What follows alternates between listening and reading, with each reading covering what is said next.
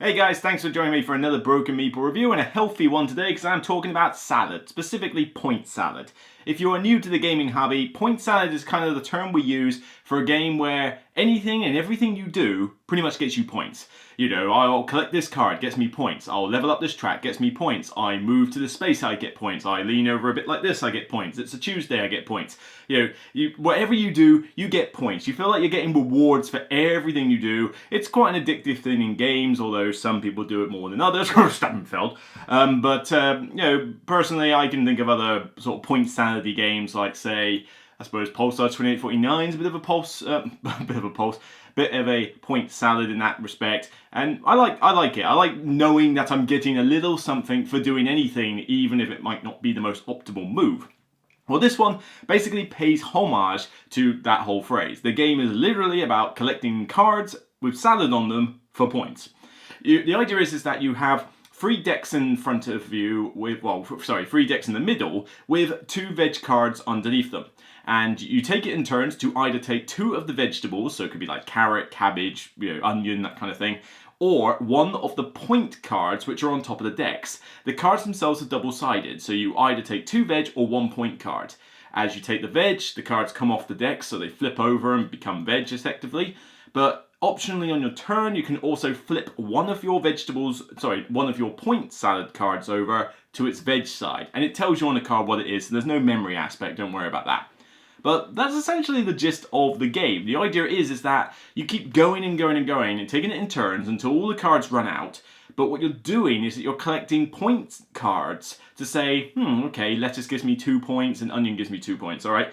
And then maybe I'll start getting a lot of lettuce and onion then. But the point cards are scored individually, and the veg can count for multiple point cards. So you might have, like I say, carrots and onion will score you 2 points each, right? That's good. And then you might find another point card that says, well, if I get sets of carrots and onions, I get another 5 points for each set. Okay, that's pretty good, I'll nab that. But then later on you find, oh great, hang on, carrots are minus points, but lettuce is worth 5. Ooh, do I want to collect more onions or should I get more lettuce? Or should I flip the card over and it becomes a pepper, and therefore I want to get something that scores for peppers, and there's lots of different combinations for sets and types of cards, like a set of 3, a set of 2, a single thing is worth this much, get the most, get the fewest, have an even number, get an odd number. There's a lot of different ways you can score. Chances are by the end of the game you'll have anywhere between 4 to 8 of these point cards in front of you. I mean, I've seen somebody try to do more, didn't go well for them, but you have to kind of strike this balance between 2 aspects. One, what are you trying to get in front of you, and do you have enough vegetables to score well on the point cards you've chosen? But you also have to balance that with a bit of hate drafting. Hate drafting being the idea that you will stop someone getting the cards they need. Because when you look at the player next to you, you're thinking, hang on, he's going after peppers. There are some peppers there. He's going to get a lot of points. Maybe I should take the peppers. Or maybe I should find a way to... do I need the peppers? It couldn't hurt. I don't desperately need that carrot right now, so maybe I'll take those just so they can't have them. You can tell what the cards that flip over are going to be because it's pictured on there. So there is a way that you can, at least for the player on your left, say, no, you're not having that, I'm taking this. But the gist of the game, as you can see, is very simple. This is a game you can pick up and play, perfect for game cafe sort of locations, perfect for introductory gateway level game. It's pretty much that's it. You pick up the book, you learn it in 2 minutes, and then you get going, and then you're done in 10 to 15. The box says 15 to 30 minutes. It's not kidding. It is a lot short. Caters for 2 to 6 players, but not as big a fan of the way it scales. There's no weird variant for 2, but I would definitely say that, I like it with 2 fine, I like it with 3, I like it with 2 and 3 the best. I don't mind it with 4. I'm not as keen on playing this with 5 and 6 though, because the one thing that this has is, I mentioned hate drafting. It's not enough to think about just what you're doing. You've got to keep an eye on other players, because if you just let them run away with it, then it's simply just a race of, well, who did better with whatever cards they got. You've got to pay a little bit of attention. And the problem is, if you have 5 and 6 players, that's harder to do, because you can literally only look at the guy to your left, and you try getting a group mentality to think, oh yeah, I should probably think about hate drafting. Ain't gonna happen, especially with new players who don't understand the concept. Secondly, the problem with 5 and 6 is that the tableau in front of you doesn't change, only the number of cards that are in each deck. So you always see 3 point cards and 6 vegetables in front of you, no matter how many players there are. when you've got 2 or 3 players, then you can kind of go, I really need those veg, but will he take a veg? Is he going to take that onion over there? Is he going to take that point card? Maybe it'll come back round to me. Maybe I can wait. Ooh, I don't know. And you have that cool sensation of gambling that something's going to come back round to you. You know, the whole tableau does not suddenly change. With 4, it kind of does. With 5 and 6, it almost certainly does. You know, by the time, especially in 6 players, you know, you look at the tableau after you've had your turn, you might as well just zone out for a bit and just sort of, you know, twiddle your thumbs or something, because that is going to change so dramatically that you can't even begin to think about your turn until it is your turn, which makes it a lot, you know, a lot more sort of random in what cards you're left with. You know, I need to collect lots of lettuce and onions. Oh, there's a couple there. Oh wait, comes back round to you, and suddenly there's nothing but you know, peppers and cabbage. You know, it doesn't. It's not as, I think, satisfying with too many players. That being said, the game does not take very long with that many players. I mean, you're talking half an hour tops with 6 players. It's nice to have a filler that actually is a filler for a change. And no, 30 minutes to 60 minutes is not a filler game, guys. Okay, get that in your heads. Everybody got that? But, you know, I'm just not as keen with 5 to 6. 2 to 3, perfect. 4, kind of like it. I'm happy with 4, particularly if they know what they're doing. 5 and 6, I'm just not as keen on, unless it's like, look, we got 30 minutes to kill. I need something quick and simple. Fine, I'll bring out point salad. So it's not that I refuse to play it with 5 and 6. It's just I know I'm not going to get quite the same level of, like, you know, game that I'm interested in. The game itself, though, looks very colourful and striking on the table. I mean, I played this last night, in fact, at my Portsmouth Game Club. I have my own table there that I sponsored. It's a table similar to this kind of Geekism one with a dark felt on it. And with these cards, you know, you've got very colourful, you know, pretty much everything looks like that cover. All this nice colourful cards, you know, colourful lettuce, colourful vegetables. Get it right. Just had dinner, it's probably throwing me off a bit. But they're all very striking, all very nice. I mean, I don't even need to put this anywhere close to the camera. You can tell what colour these are, unless you're colourblind, and what vegetable they are. And yes, even though they are different colours, it's clearly written on there what the vegetable is and you can see the picture. So colourblind people need not worry. But you can also clearly see the point salad sign on the side. It tells you very clearly what the points are. You shouldn't have to look at a single one of these and go, what's that one mean? No, no ambiguity at all. It is crystal clear. If anybody asks a question about these point cards, then worry, because they're that simple.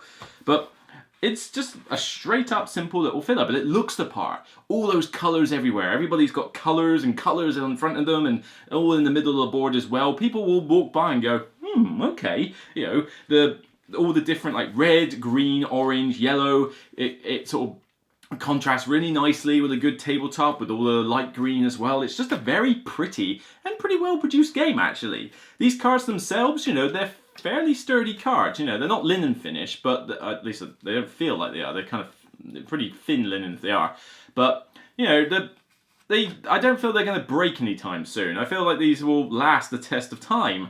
And so I'm not even as keen to sleeve these, actually. I think that for a relatively, well, I say relatively inexpensive. For a filler game, you're still looking at around the sort of 18 to 20 quid mark.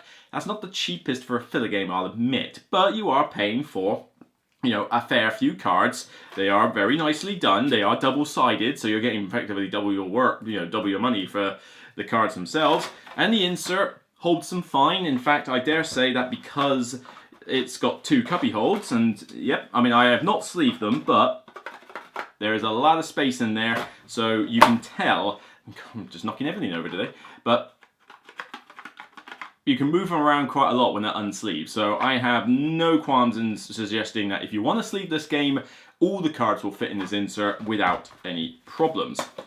And, you know, that's all I can really say about the game. It is pretty much what it says on the backs. It's a point salad filler.